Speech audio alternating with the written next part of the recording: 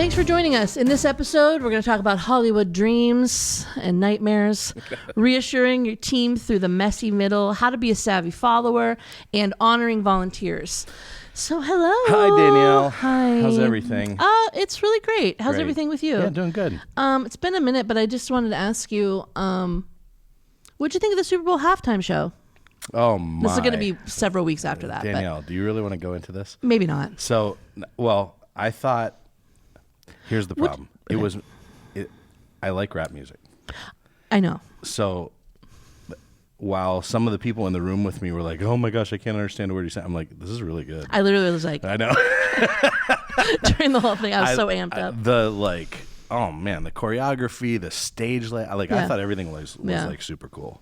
There was so much symbolism. Whether you agree or disagree with whatever it was, there was there were layers upon layers upon layers. Right. He's probably one of the most creative people in that space in a long time. Well, and I said the only person that woke up the next day with a worse night than Patrick Mahomes was Drake. Correct. He got poor Drake. Yeah, he is not having a good time at it. But here's the other irony. Here's for all the messaging through all of the commercials about don't hate, our country's full of hate, and then the halftime show was straight up hate. When he looked down the barrel of the camera and was like, "Hey Drake," I was like, "Okay, okay, all right, we're going there, we're doing it." So I thought that was irony of all ironies, but it really was. It was the definite flip of the messaging. Yeah, I mean, it was not risque. It was not overly sexualized. That was good too, right. I was like happy with that. Yeah. And I thought it was well done. Yeah. And I'm sure I don't know all the layers and levels of it, but I was one of the only ones in my room. Same. That was going, this is really good. Yeah, I was into it. Did you know he won a Pulitzer? Yeah, I heard. He's like actually intelligent about how quite an artist. Yeah. Anyway. On to real life. Okay, so let's start with Speaking of pop culture. Yeah, right. Yeah, let's duplicate that. Megachurch memories. Okay, so in Megachurch memories, we basically are trying to focus on what was, what should or shouldn't have been, and what has endured. Right. And we've been through a lot of these things together.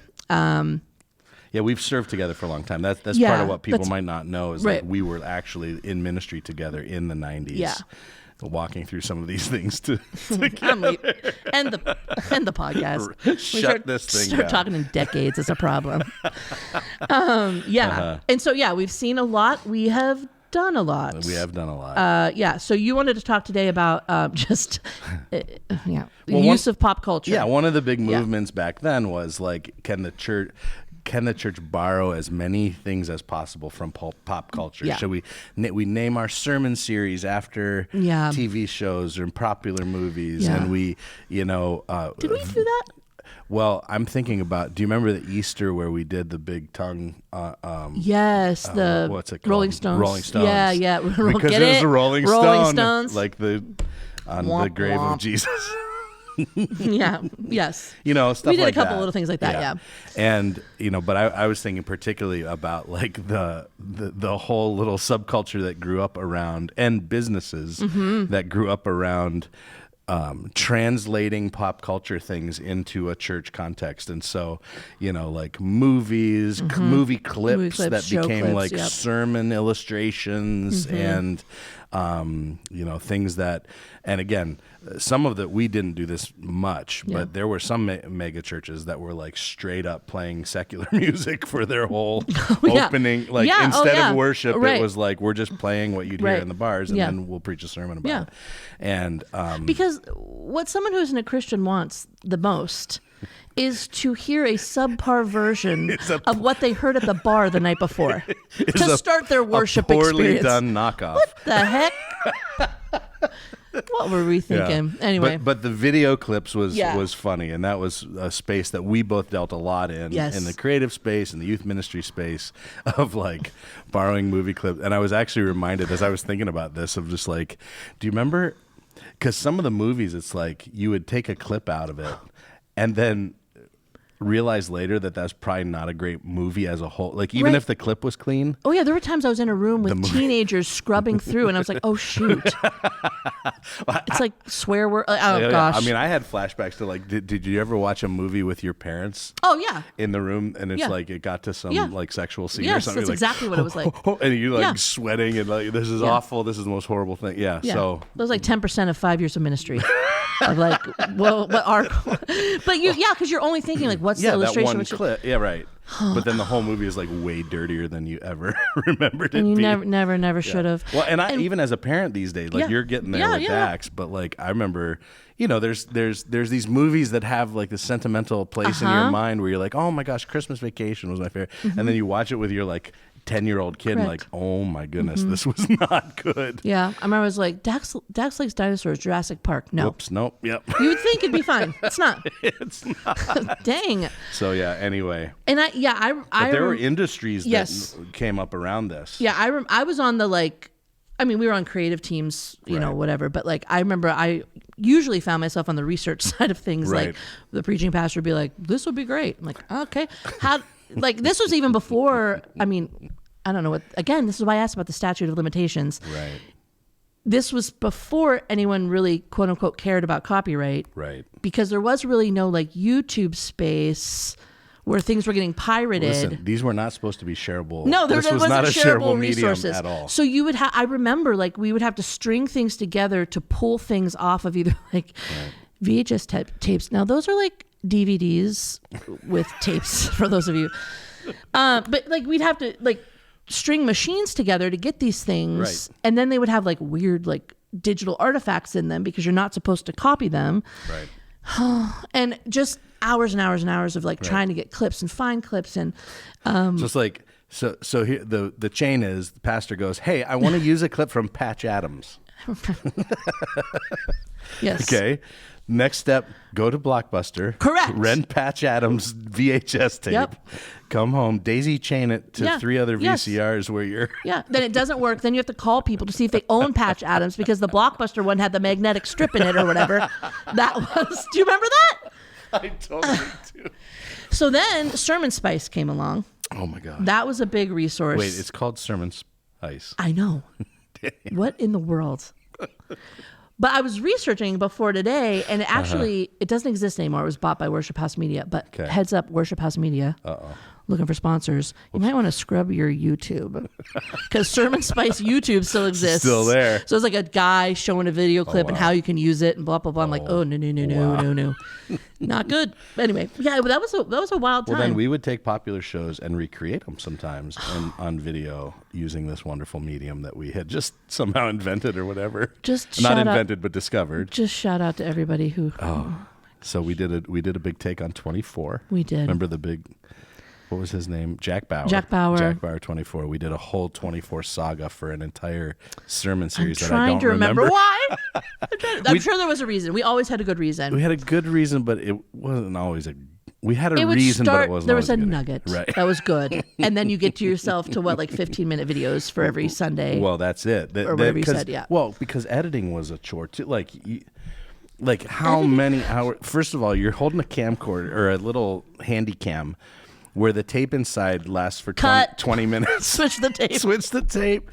Oh my gosh. Labeling tapes. I remember sitting there next to Dave with a Sharpie labeling his tapes. Right. And then the editing process was so difficult. So it's just like you reached a point where you just like it's Sunday morning, like 3 a.m. and you need the sermon. You're sitting in Dave's bedroom. Right. Remember, we both showed up at Dave's house. We had to go upstairs to his bedroom. Dave is your now husband. Oh yeah, Dave's my now husband. Right. Up to his bedroom. We're like on his bed, telling him what to cut, what not to gosh. cut. I'm like, we need to go to sleep. Oh, but anyway, good if you times. want, good luck finding that. It exists. It exists on YouTube. Any enduring lessons from the pop culture world? I would say that it is worth trying to help people relate to what's going on around them. Yeah. I don't know if it has to be one for one, we don't need to rewrite the lyrics to Kendrick's song and perform it on Sunday after the Super Bowl. But some will try. Some will. I bet it happened. Send us the link if you did it. But no, I think, just in general, and I'm passionate about this anyway, I think think what you want about it. We might lose a pastor here, but like I always subscribe to at least one magazine that's either like Entertainment Tonight or like Rolling Stone or something. I always have something that like comes through that I'm kind of like reading, and then obviously, because I just don't want to be on the internet about all of it. But I think it's important to stay up on what's going on so that you can help people around you just navigate. Yeah, I agree. And I think even just to get into people's mind, I mean, it was hilarious going back to the Super Bowl. Hilarious. Everybody over, I mean, because I stay pretty connected to things because of this, but, everybody certainly 45 and over when Kendrick Lamar came out had no idea who it was. And my kids are cracking up because they're like, he's the biggest. He's the thing. He is the biggest artist in our country right now. And he just took down the highest streaming artist, male artist of all time. Right. By just looking down the camera and saying his name. Right. Right. Just toppled his whole empire. But nobody in my room knew who he was except for my kids. That's so hilarious. That's ironic. I mean, it is. Really, and those were some of my favorite TikToks, were like watching people scan the room, and it's like all these people just going, I can't what's understand this? what he's saying. And there's one person just like totally into it. But we want to be that person. We want to be that. It's not that we're like of the culture or whatever, but like we want to be, I think, adjacent. Yeah, be able to speak into it and provide perspective. Know what people are. I think an important question for church leader: what makes him so what makes him so admirable for people? What are they finding in him? That in his music that they're longing for, because it really does come back down to a longing with any kind of art form, So. Yeah, that's good. All right. Great. All right. So training notes. This is a section of the podcast where basically we're just giving Derek some space to off-gas some training stuff. Just like things that we've been through with like staff, or we have some staff that are, we have a form now where staff can, put questions through. And so that's what this section's about. Hopefully it's helpful to you. These are things that are not super specific to Reinventing Church, more just leadership, in general, church stuff in general. Yeah. So we're going to talk about the messy middle.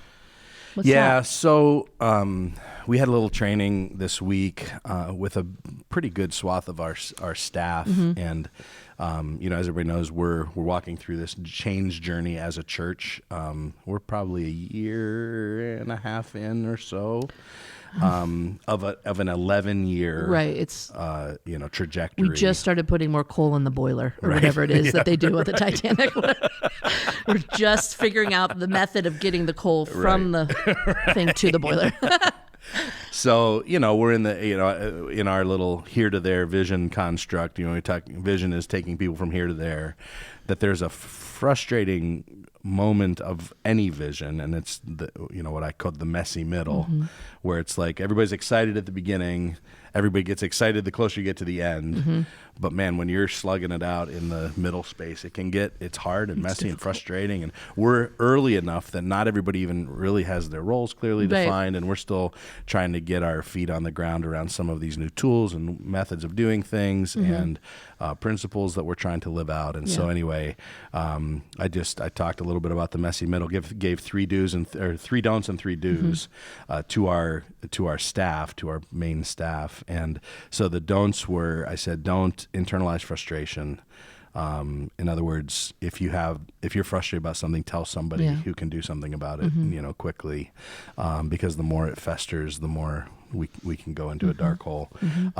Avoid gossip and side conversations. And so, I said this one was really personal because Grace went through a really not great season many years ago now, early 2000s, where I think most of us thought we weren't going to make it. And it really traced back to a lot of this, some gossip inside hallway conversations, meetings after the meeting.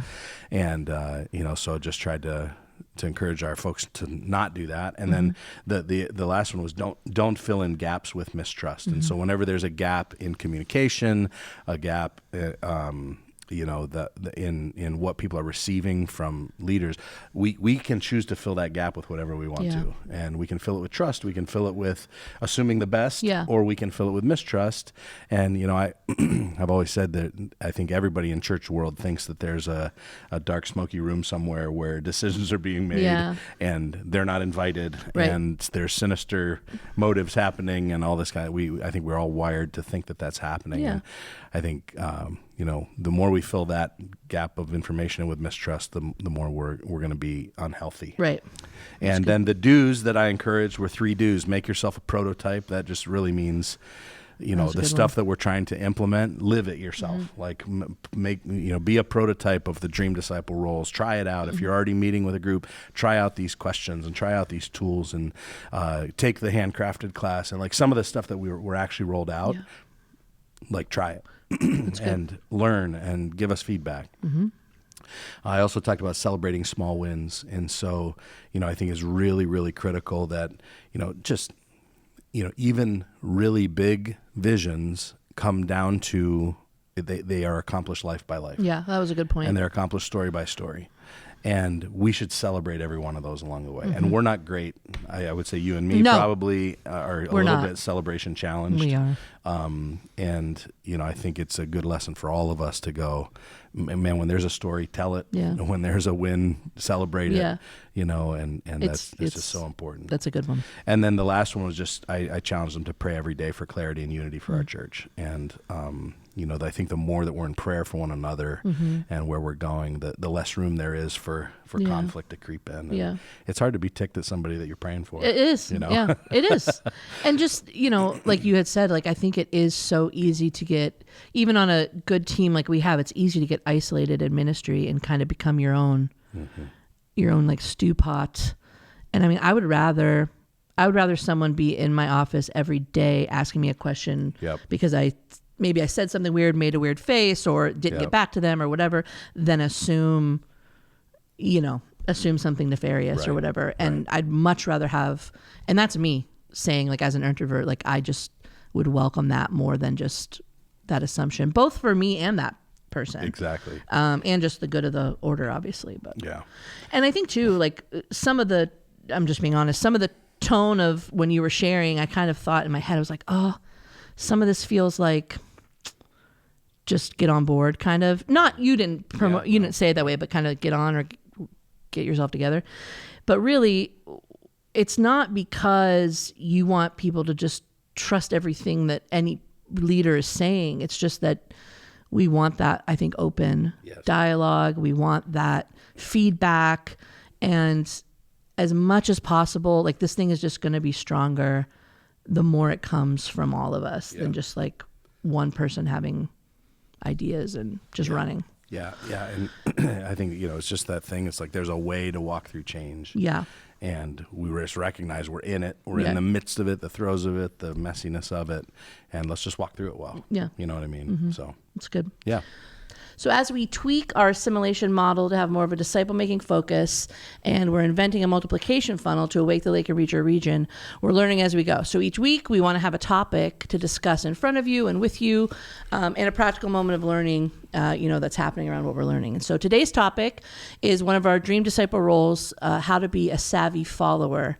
And the Dream Disciple role is stated like this: I discern God's voice and follow his lead at the right time and in the right way.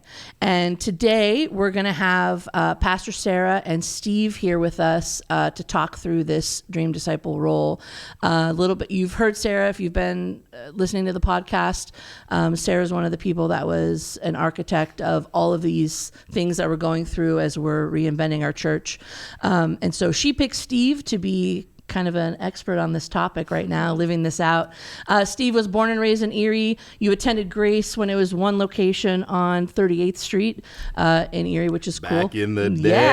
Yeah. Yes. You're married to Erica. You have 4 kids, 5 grandchildren. Yes. So you're beating Pastor Derek in this realm.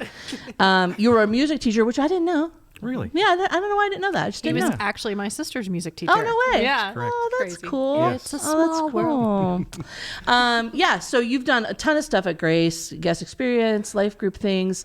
I think your main thing that you're known for right now is just being one of the great worship leaders in the Commons. So that's a venue that we have here at Grace McCain. It's cool to have you here. Well, Thanks. thank you. Thanks, Sarah. It's great to be here. Yeah. And little known fact, we were in the youth choir together. That is true. Oh, wow. Yes. Now that's a much known fact. Cool. All right. Is it really? Now it is. We've told everyone. The youth, like the Grace Youth Choir? The Grace Youth Youth Choir. Fun. Yeah, Yeah. right? You got it. We would do little musicals together, whatever I'm trying to remember if any of the musicals come to mind. That's but right. Come Were Jesus, you come. ever- Come Jesus, come. Come Jesus. Jesus. Yeah, come. Mel Deppen was our, she was our the director. Wow. Whoa. Yeah. Shout out Melanie. Whoop, whoop, whoop. So was that was you? So pre like barbershop quartet stuff that happened. Okay. Yeah, those were my beginnings, and music teacher over here, those were his beginnings too. Apparently, Absolutely. Yeah. God works in mysterious ways. All right. Speaking of savvy following. Yeah, speaking of savvy following, knowing the right thing to say at the right time, we did not just follow that. So I want to ask Sarah and Danielle before we get to Steve, and we'll kind of throw it to Sarah to do that interview. But this idea of savvy follower, it's probably the one of the four roles that people kind of like crank their head at a little bit when they hear it at first time. Savvy's a weird word to include in a discipleship role, and so just wanted to throw it to you guys and go, how did this role end up one of our four? And I'll just say, kind of for us, obviously we did a deep dive in the Gospels and in the New Testament, really, of going, what do we see Jesus doing? What do we see some of his disciples doing that we could kind of summarize and go, these are the main things that they did as they were following Jesus. So how did savvy follower make the list? Well, I think it is the gospel exploration that we did, the red letter study that we did, of just realizing, like, hang on, Jesus knew when to retreat and go spend time with the Father, and then he knew when to push in and have the long day with the large crowds, and he knew when to cross the sea, and he knew when to walk with them. He knew when to, I think one of your lines, Derek, is he knew when to sit down at tables and when to throw tables over. Right. And so we just were really trying to put our finger on, how do you describe that kind of relationship with the Father that at the right time in the right way. And savvy is a weird vocabulary word that's not often used, except for maybe in Pirates of the Caribbean. Right. Yeah, I think that was the main pushback, right? It was like, this Jack Sparrow. Yeah. What's going on? But I think it's one of my favorite words in all the Dream Disciple. Absolutely. Just because I think it arrests people in a different way. They see that characteristic of Jesus in a different way because of that word, I think. Yeah. So, Well, and you think even about just Christians today, Yes. it feels like maybe the only two options are like be a bulldozer and just Right. like crush people with your faith at every chance, or retreat into this like quiet, and it's like, no, there are times to engage, times to retreat, times to speak strongly, times to speak humbly, times to, you know what I mean? And so, I think there's this, I even was thinking about, as you guys were talking about Paul, kind of this in his journeys when he would he's like, I want to come to you, but I haven't been able, the door hasn't been opened yet. And then he sees in a vision, come over to Macedonia and help us. And so he goes there instead of going where he was intending to go. So there's this sense of just like, being in touch with the Spirit of God at all times, and knowing what He's saying to you, knowing how He's prompting you, pushing you, pulling you, and then obeying. Yeah. And figuring out how to obey. And it's what people want. I mean, people ask all the time, how do I hear from God? Right. How do I know if God's telling me to do this? How do I know if God's calling me? And so it's like this felt need for everybody, but it seems like, I don't know, in today's culture, we either end up being blind followers. We don't actually know what we believe. We're just kind of like, whatever, right? And then, or we're, I don't know, unintelligent or bulldozer or plug in a different vocabulary, adjective at the beginning of that. But I think savvy there's a sense of, to me, it's humble, it's intelligent, it's thoughtful, it's delicate, it's balanced, it's, I don't know. Yeah. For some, good. I like Yeah, that. and really the tools that we've created around this are tools to try to help people hear from God. Yep. So the Find My Chair tool, the Discern God's Voice tool, it really, one is when I can get alone and be alone with God, how do I make time and place for that? And then when I'm on the go, how do I hear from God when it's not in a seat somewhere quietly listening to the Lord? It's like in the fray. Right. How do I know what God's prompting me to do in the moment? And so, I think it's just it's a really important role, a really important topic. We got a great dude here to talk about it. So I'm going to throw it over to you, Sarah, and let's get practical with Steve about just like how do we live out this role? Yeah. I'd love to start if you would just give us, as a way maybe of telling your story without telling the whole story, but some highs and low points of your journey as a savvy follower.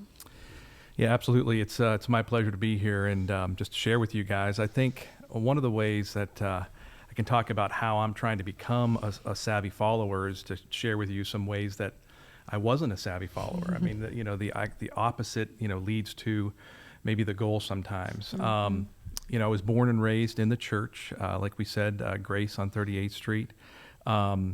Had some great Christian influences there, Pastor Al Detter, Pastor Alan Cleveland, just some good, strong Christians. Went to Camp Burton, where I had a lot of great counselors that just influenced my life. And then during my teenage years and my college years, kind of moved away from the church. Family had some issues, and they kind of pulled away from God. College was, it's always an interesting set of circumstances, because if you're humble enough, you realize that you need God just to get through it sometimes, because it's quite a process. But so I leaned into God throughout college. I just wasn't attending a church. Eric and I were married through my college years, and we were just kind of coasting. I was always involved in music, so I sang at different churches for money. It's like, your music teachers don't make a whole lot of money, so you supplement by gigging or whatever. But when I was in my mid-20s, our kids got us really pulled back into church. Met some great Christian friends that had a really good influence on us, and it ended up being a really strong start to our marriage and our Christian life and our Christian walk throughout that time. Like I said, I was a music teacher. We were attending First Baptist Church in Cambridge Springs, and I was the worship leader there. I was struggling with my job as a public education teacher, just due to several issues with just society. I was trying to really live a Christian life, and there's just so many things going on that were kind of countercultural to what I believed. It was a challenge, so I was struggling there. Had some struggles with worship leading in that church, and at one point I just kind of pulled away from all of it. I mean, I felt like we were walking strongly with the Lord during those years, and then some things went on, and we pulled back. So, there we go. I felt like I was following well, and then things happened in my life, and I just pulled away. We came back to Grace in 2012, which as a family, we felt that was a good move. We felt it was a good place for us to be.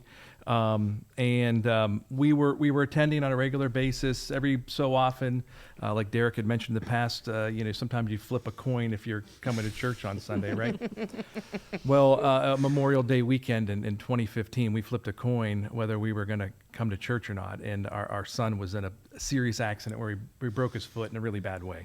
I'll be honest with you, since that day, we have not missed a day of church. We made it an absolute, like, there's a non-negotiable.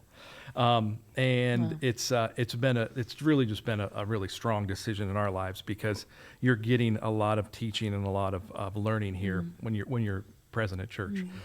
So that was a big point in our life, and that's kind of brought me back into following. In 2019, I had a cancer issue where I'll be honest with you, I thought that having a mild form of cancer would kind of make me lean into God more. It actually made me pull away, which was an interesting circumstance. And I've explained this to other Christians, and they're just kind of blown away by that. But I just thought, in my mind at that time, like, why do I have this? Why do I have to deal with this? Kind of like a deterrent from me leaning in. But after that, my wife had a health scare in 2023 where she was in a pretty dire circumstance, and she really leaned in. And just kind of watching her do that, and also just made me lean in more. And since that time, we have just been on a path of God first, Jesus first. This is the way that we need to live our lives, because He's in control of it all. And it's obvious. So we have both really tried to become better followers of Jesus. And more recently, with the kind of the whole reimagined church vision here, I consider myself a big picture guy. So it's like I can see the big picture of the Great Commission and what our responsibilities are. And these roles that have been defined are great key indicators of how we need to live our lives. So it's been easy to pour in, to lean in, and to really make that the goal. And daily chair time, just kind of revisiting that and asking the Lord for provision and knowledge and wisdom throughout it. That's great. Yeah, that's great. I love the image of you flipping a coin to determine, because that is one way to make decisions about our lives. That's one way to, be savvy, I guess, is, heads or tails, which way do I go? Bad choice. Yeah. But not necessarily the savvy follower way to follow Jesus. So that's really interesting. And I think that it literally made me pause and say, which decisions do I count as minor that can just be coin flips? That's good. Versus which ones are like, and so for you to say like, it's God first, it's Jesus for everything now. That's it. Yeah, I appreciate that. That's great. That's good. I'd love to know a couple of things as you look back then at that timeline of highs and low points and seeing where you leaned in, leaned away, flipped coins, whatever it was. What were the things that really like came up as either barriers or maybe like the people who were encouraging you to lean in? So how did that look? I think that one of the largest barriers of becoming a savvy follower is the world itself. When you think about how contradictive the world is to the ways to become a savvy follower, slow down. The world wants you to be going 1,000,000 miles an hour. And that's, that's been a struggle in my life as far as just trying to keep up with everything. Since I left the education business, I'm now in private business, and it's a fast moving, quick pace. You gotta be on your game. So I have to figure out how to slow that down. So the world can be a hindrance. Just listening and seeking. When you're moving that fast, it's impossible to really to tune in and to listen and to seek, and then of course to respond. If you're not taking that time to give to the Lord every day, and just sitting in His presence, you're just not going to hear much. Derek, I read your ebook about a year ago, and that really started me on this kind of. After my prayer time in the morning, I'll sit there for maybe a minute, maybe 5, maybe 10 minutes, and I'll just sit in silence and just to hear or listen or to pray more of the scripture that I'm going to read, to let it speak to me, to let it work in my heart, to let me to burn it on my heart. Those are just some of the steps that I do to try to tear down the barriers of what it is to be a savvy follower. And also the other big thing is that we have an enemy.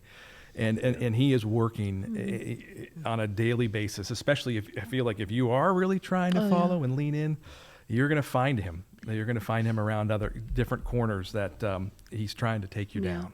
So That's good. Yeah, I remember we were just talking about a few weeks ago again here at Grace that reinforce this idea that God doesn't have a speaking problem, we have a listening problem. Absolutely. And God is always speaking. He said, and my sheep will hear my voice. And so the onus, we often we're like, God doesn't talk to me. No, God's talking. But we often don't put ourselves in a position to listen. And that, in fact, in that ebook, and we'll link in the show notes here if anybody wants it, but talk about this metaphor of and this might be an aged metaphor, I'll let you know. You and I will get it. Okay. got it. Yes. Back in the day, there was these car radios that you would have to work through the static to get. Not familiar. Get Just kidding. Just kidding. I am. I love it. She's like, you mean my Spotify playlist? I don't have any static. Wow. Nice impression. But there's this working through the static until you get a clear signal, right? And the clear signal wasn't automatic, but you had to kind of spend a little time and a little nuance to find that exact little part of the dial where you were getting the signal. And I think it describes so well kind of this the need for us to do the work of kind of tuning into that signal, and clearing out the noise and all the static that surrounds us and the busyness and the pace and the voice of Satan and all the things that our own voice that fills our head with all these ideas. Sure. I'm just going, I need to get the static out until I land on that clear voice of God. So that's good. That's a good word. I had this mental picture when you were talking of and maybe God's talking to me, but like how arrogant it is to think that we would just be like running around fast and frantic, and God's just behind us like, hang on, blah, blah, blah, like trying to tell us really quick what he needs to tell us so we can go on with whatever our plans are. Yeah. I just had like that mental image of just like, he's not running around like I'm running around trying to get Dax, like, pay attention to me, he's just, He's there. he's there. Present, And steady. we have the problem. Absolutely, absolutely. And I just want to share with you guys, because I can tell you that just about every day I try to ask God to have more of the fruit of the Spirit. Yeah. And really, I mean, I wrote it down here. It says, but the fruit of the Spirit is love, joy, peace, patience, kindness, goodness, and faithfulness, gentleness, self-control. Those are the things that if I can increase every day, I feel like, man, I'm moving a step closer to where I need to be. Because without those, I'm falling away. Yeah. So That's good. That's good. Those two things together, Danielle, like what you just described, he's not frantically chasing. He's just gently inviting to his presence because he's got these good fruits in store. Yeah, that's good. And so the invitation to his presence around here for a long time, we've talked about finding my chair, responding to that invitation to his presence. We've made it an official tool now called My Chair. But what does your chair time look like? If I'm going to share. Well, I just have to start with my chair because it's actually something that I'm really kind of proud of. Like the actual chair. The actual chair. Oh, nice. Yeah. I I'm here for it. some guys have a recliner. It's like their chair, right? Yeah. And my wife and I, when we went out, I was going to buy. We bought her a new rocking chair because she's a rocker. Bought me the recliner. I sat in it. I thought to myself, this is the chair, right? Got it home and sat in it at home, and I said, "This is not the chair." I was so bummed. You know what we did? We took it back, okay? And I got the upgrade, and I'm talking like the Binford 2000. And it is. I call it the big boy chair, and it's funny because when we have our life group over our house, all the guys, everybody, I just have like, hey, it's your turn to sit. You want to sit? People are just positioning themselves like to get near it for the end of the convo. Next week. Next week. Some people have sat in it 2 or 3 times. They really like it. It's almost sinful how comfortable it is. Right. I mean, it really is. And when you talk about us being comfortable, and I'm like, I just pray to God. I'm like, God, I'm comfortable right now. Don't take my chair. Please don't. No. I mean, Careful. a couple things I pray for every day: how comfortable my bed is, one, and my chair. It's just awesome. But the big boy chair is where I do my business, and I feel very blessed to have it, and I feel very blessed every morning when I get up and I'm in it, because it's like, man, this is like the best time of my day. It's early, it's quiet. I start with prayer. I'm able to just take some time to listen to God's voice, and then I get into His Word, which is it's just profitable every time, and it's awesome. I mean, I can tell you that I've had times throughout my Christian walk where I just wasn't in the Word, just kind of living life and, coming to God when I needed Him. And I feel really fortunate, very blessed and humbled to finally reach the point in my life where I'm like, no, you need Him every day. And not only do you need Him in the morning when you have that quiet time, but boy, you might need Him at like 11 o'clock when you're facing something pretty challenging. Or you might need Him at 5 o'clock. Yeah. Or you might need Him when you're in traffic and you're really not feeling good about people around you. Yeah. So all of those things are, just I feel very fortunate to have recognized them, realized them, and trying to implement more and more time with Him throughout the day. Great. You have any? I like to ask people about the accessories around their chair. Do you have anything that you bring with you to your chair? Do you bring a cup of coffee? Oh yeah. Do you have a journal? Do you have a pen? Do you have a candle that you light? Do you have worship music? Like what? Do you have any little ancillary Tissue box? Well, yeah. Yeah, the coffee is super important. Okay. I'd like to say that it starts like right when I get up, but the coffee pot had to be turned on. Right. And I typically have that cup there. So that's good. another comfort creature. So Not necessarily. I mean, it's also a tool to help you. If it helps you. Yeah. Help you engage with the Lord. And I don't know if this is right or not, but I mean, I have the Bible on my laptop, and and the words are big because we are decaying, like we are getting older. So Yeah, you two are for sure. You too. the cheaters and the computer screen, it helps me, and I can read it in big chunks, which is I really like that. When I'm reading out of the Bible, I feel like, man, I got all these little words, and I don't feel like I'm reading much, but I can read through. I feel like I can read through a book of the Bible on my computer, and I'm like, man, that was cake. Yeah. So That's good. good. That's great. Hot tip. Yeah. Okay, I've heard threads of this, but I want you to expand on it a little bit as you talked about the highs and lows, and you talked about your big boy chair, and you mentioned your life group being in your house. So I really feel like a key to being a savvy follower is not that we're just in our own heads about it, but we've got other people speaking in and walking with us. So what is the journey of a savvy follower look like through the lens of other people in your life? That's a great question. I would say, I use my spouse most. We bounce a lot of ideas off of each other. She's in her chair typically around the same time I'm in mine, and it's nice to share with your spouse. Like, hey, what'd you read about today? What's God working on your heart with? Struggles and successes. So that's nice just to have somebody with you every day. But life groups and like mentors throughout the Christian walk are just so important. I have used Jim Scarpetti is just a wonderful resource here. He has mentored me and encouraged me, walked me through some difficult times, and he's just always a guy who's there. So I would say if you can, really search and find that person, it will improve your walk and your following of Christ to another level. Our life group is, Eric and I are in a life group with people who are about 15 to 20 years older than we are. Okay. And that's really kind of a cool thing because we're getting a lot of Christian wisdom and life learned experiences from them.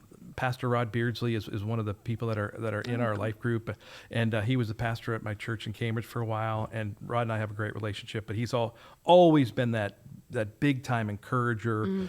Always has a word of scripture, and that's the other thing. When somebody's giving you advice, the biblical leanings is really important. Yeah. Not just like they're pulling it from some magic bag of tricks. Advice from the Bible is where I feel like I'm really nourished. So. That's great. Yeah, that's good. Savvy follower looking for another's savvy followers. That's right. That's right. Exactly. All right. Well, I would love to. Our audience, of course, is pastors and leaders of churches, and so it would be awesome to know how the church can help you better become a savvy follower. And so thinking back, through the journey, what would that have looked like young and in your 20s? What does that look and feel like now? Like, how can the church support savvy followers? Boy, I really feel like at Grace, we need to keep doing what we're doing right now. The plan, when it was laid out from kind of inception and when I could see the framework of it, I thought, well, this is a great framework. But then my immediate next thought was, how is church leadership going to make all of this happen? Because I know that's a big picture. So I would say, one, keep doing what you're doing. I love the fact that week after week after week, we're reminding people, you got to get in your chair. Chair time is number one important. Applicable sermons I put down as the sermons that we listen to here at Grace are very life applicable. And I think anybody that comes to our church can really benefit from hearing the Word of God put in a way that is that we can apply it to our lives. And then one other thing that I had was just the tools that we've created. I've got the Discerning God's Voice tool here in front of me, just because it's a really nice piece to kind of look at the different aspects of how to discern God's voice. The Find My Chair tool, other tools that we've come up with in the past that have helped. Those are just aids that this church does a good job getting to people, getting in front of people that we can refer back to day after day. One of the only other things that I had come up with was, and we do this from time to time in this church, is have a specific day where it is like, hey, we're going to focus on compelling storytellers, or we're going to focus on savvy followers. That's great. And we're going to bring in a lot of people, and we're going to have a panel, or we're going to have a share session of here's what I've gone through, here's how I do this. Those are just just share and reflect sessions that help to guide people down that road. Yeah, that's great. So I know, like, you talk about ask me about, like, from kind of like the beginning of my journey. That's churches have just kind of gone the way that they thought that the Lord was leading them throughout time, so you get different aspects of the Christian walk throughout your life. I feel like we're in a spot right now where it's like, wow, we've put this together in a package that is really clear to see and exciting. Exciting to see where it's going to go. I'm excited to see what it's going to do with me, like how it's going to grow me, how it's going to move me into trying to become this dream disciple. Yeah. So That's great. That's great. Yeah, thanks so much for sharing. And I feel like for us, I don't want to speak for you guys, but it's encouraging to hear from someone who's been around for a little bit, that these things are helpful. So it's not just like, I've been there, done that, but that you can see that it's kind of like old truths repackaged and that it's helpful for you. So that's very encouraging. Thank you, Sarah. Thank you, Steve, for coming and being here today. It was awesome. Great combo. thanks. Appreciate you guys. Yeah. Great to be here. Yeah, thanks, man. Thanks. Okay. That was great. That was conversation. good. Yeah, Steve's awesome. We He's go way awesome. back. It's so funny. It is really, I didn't realize how way back you guys we go really way back. I wish you would have been in the barbershop quartet together. That's what I was fishing for. I was like, please. No. Maybe we should bring that back. I mean, It is your 30th year of ministry or whatever. when did I vow? I vowed some years ago that I would not sing on stage again. You did. Just because I was a worship Yeah, leader you did here all. for a long time. You've done it all. But it was, I think you might have been the one to say it, like, because I was the lead pastor and I also led worship at one of the weeks, like early on. Yeah. And I remember being done. I remember. And you had this kind of cockeyed head. And you're like, we probably shouldn't do that again. Not because you weren't good. No. I Yeah, it know. was It's just kinda like- weird. It's a weird. It was like a collision of ideals and who you are and who you need to be. And It threw people for yeah, such it was a like, loop. it was, you could have had like a drum and everything Right. on you and the one man band thing. I was monkey like, on my this shoulder. could Yeah. go south. No, but yeah, you've Anyway. done all. Anywho, all right. So let's talk about what happened this week in Yeah. our little journey here. We had a really cool staff meeting. We have an office staff meeting that's more like the day-to-day people that are around the office. But then we have our full staff meeting quarterly-ish. Quarterly-ish, yeah. And that is all of our volunteer staff, and we really do call them staff. We consider them staff members, as you guys have set up. But that we got to gather all together, kind of as like again, with turning the ship, this was like a last of the old guard, sort of bringing in the new guard, who's going to be on that volunteer staff. And so we just took the opportunity we thought the best thing we could do was just honor the people who have been on the journey. Yeah, and it's really, really cool. I just think about, it's interesting. I was speaking at a fairly large church in Washington, D.C. area a couple weeks ago, and about our volunteer culture, and one of the things that they asked about from the crowd was just how do you celebrate and honor volunteers. And so I got to kind of talk about this event and others that we do like it, but even just the rhythm of intentionality around honoring and celebrating volunteers is a big part of why that culture works for us. Right. And so I think it just kind of as a takeaway of just going, it doesn't have to be this, but No. some form of like intentionality and rhythm around how often do we thank them? How often do we honor them? What way? And, I've always said volunteers don't serve to be thanked, No. but thank them anyway. Right, exactly. You're not going to hurt anything. Right.